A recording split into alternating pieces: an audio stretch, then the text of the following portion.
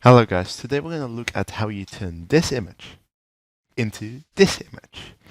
Now, we're not looking exactly at the exact details of the image, but we are going to look at mainly replacing the sky.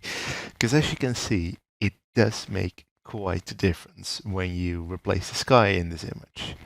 We're going to look at it today. I'm going to teach you how to do this in Luminar AI, and I'll just kind of show you how to get the best settings for every image. Now, one thing which is, I think, very important to remember is that this won't work in every image. Some pictures are just not made to change the sky. I can't guarantee you that if you get an image with, for example, a sky which really does not fit. Yeah, well, actually, we'll show you an example. Alright, so here we have the image. As you see, it looks normal, right? But what do we notice? It is quite dark, but it is day, clearly. Now, if we go to Edit, we click on Sky, Sky Selection, and we go to a night sky, like this. A starry night. Let's get it to load in. Alright, now we're gonna go to scene relighting, try to relight as much as possible. As you see, you can quite clearly see this is fake. Now, in this image, it's not as offensive yet, for lack of a better term, as let's say you have an image with a clear, bright sky, a totally clear image, and you put a night sky on it. It's not going to look normal. I will show you actually a better, even better example. Alright, I think this image is going to be quite a good example. Edit, let's get an absolute night sky in the Galaxy 2. Let's get it to load. Let's relight strength to max. You can see, especially if you look at the finer details here, you can definitely see this is edited very clearly. So as you see, not every image is going to work as well with every sky. And some images, quite frankly, won't work with any sky at all, but you will have to kind of experiment with every image to see if it works or not. Now, what we're going to do, you've already seen it a few times, but we're going to go to Sky, Sky Selection. Now, you can, quite frankly, choose anything you want. So let's select, for example, this one. Let's go the one we went with in the example. Now, as you see, this already looks quite, quite nice.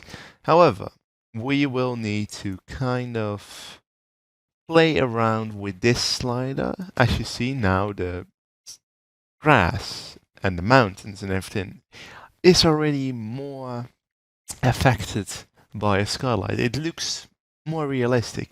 Now, relight saturation. You can also play around with this. It won't really, as you see, change that much.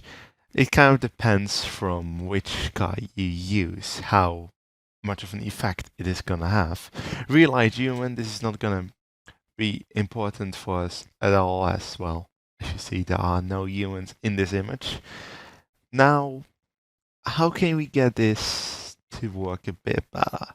Because it already looks quite realistic, right? I mean, would you guess this is edited? You could, perhaps, but it's not really that clear.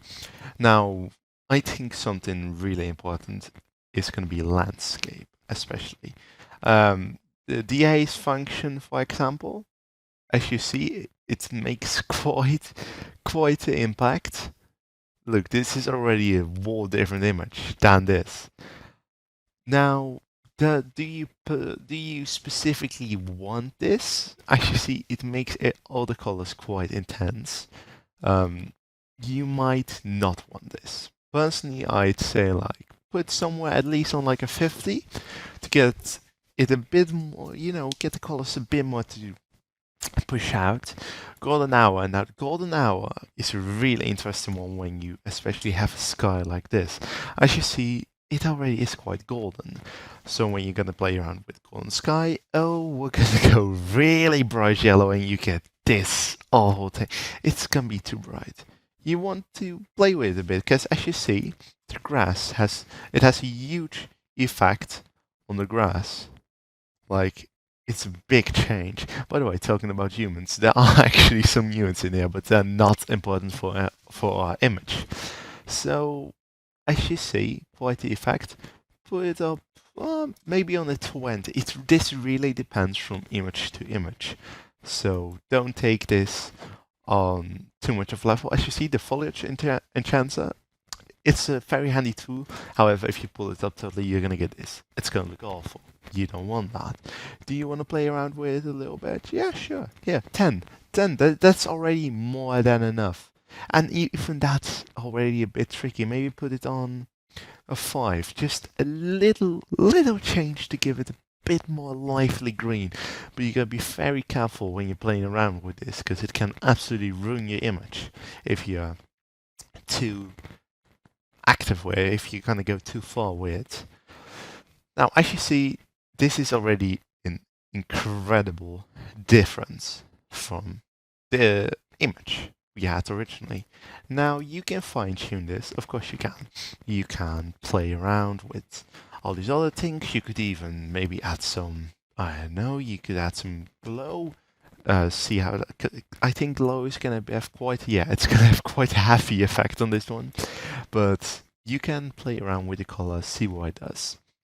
As you see, changing the sky in Luminar AI is quite simple. You click on sky, you click on the sky you want, you play around with real light strength.